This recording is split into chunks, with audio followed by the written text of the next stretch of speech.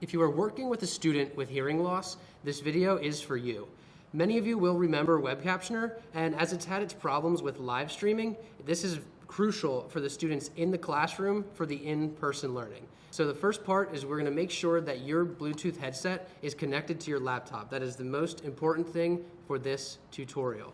When you go to the website, make sure to press the Start Captioning button. And on this next screen, make sure you hit Start Captioning again. So now, as you can see, the captions are showing up.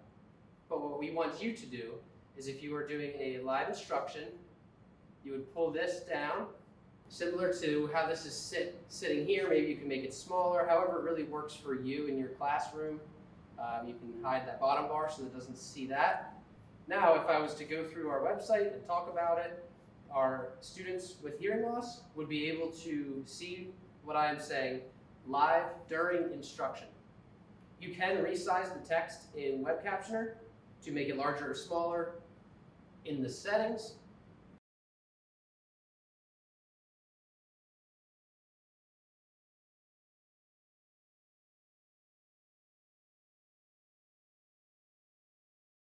And now you can see the text size is a little smaller than it was before I went into the settings.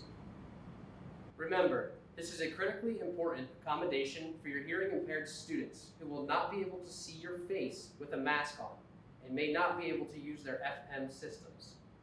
If you have questions or need further instruction, please reach out to Christian Fusco at cfusc@spring-4.net.